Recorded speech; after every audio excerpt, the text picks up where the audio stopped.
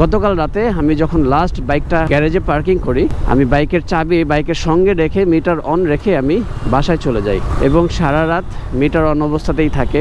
সকালবেলা ঘুম থেকে উঠে ফ্রেশ হয়ে নাস্তা করে যখন অফিসের উদ্দেশ্যে বের হব তখন চাবিটা আর খুঁজে পাচ্ছিলাম না। তো রুমের মধ্যে অনেক সময় যাবত চাবিটা খোঁজাখুঁজি করতেছিলাম, কিন্তু চাবি তো আর খুঁজে পাচ্ছিলাম না। হঠাৎ কেন যেন আমার মনে হলো যে চাবিটা তো আমি গ্যারেজে আমার বাইকের সঙ্গে রেখে আসছি। তো তৎনগত আমি গ্যারেজে যাই এবং গ্যারেজে যেয়ে দেখি যে আমার বাইকের চাবি আমার বাইকে লাগানোই আছে এবং মিটারটা পর্যন্ত অন করা।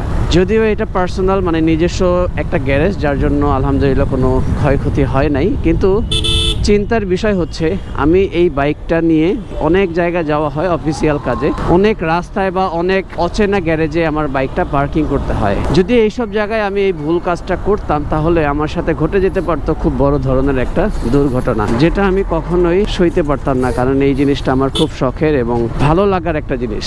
তো আমি আপনাদের উদ্দেশ্যে বলতেছি, অবশ্যই আপনারা যেখানে গাড়ি পার্কিং করেন না কেন, সেটা নিজের গ্যারেজ হোক অথবা বাইরের রাস্তায় হোক বা অন্যান্য কোনো গ্যারেজ হোক, অবশ্যই গাড়ি পার্কিং করে চাবি দেখে শুনে সব কিছু মনে করে নিয়ে যাবেন, না হয় খুব বড় একটা দুর্ঘটনা ঘটতে পারে। আমি যদিও একটু ভয় পাইছিলাম যে ব্যাটারিটা ডাউন হয়ে গেছে কিনা, কিন্তু একটা সেলফ দিলাম এবং একটা সেলফি আমার গাড়িটা স্টার্ট হয়ে গেছে, আলহামদুলিল্লাহ কোনো সমস্যা নাই। যদিও এমন ঘটনা আমার সাথে আরো 3 বার ঘটছে, তো এই সেম জায়গায় সেম প্লেসে সেম গ্যারেজে। যদিও এটা পার্সোনাল এবং নিজস্ব গ্যারেজ, এর জন্য আমার ভয়ের কোনো চিন্তা নাই, কিন্তু তারপরেও সাবধানতা অবলম্বন করাটাই উত্তম।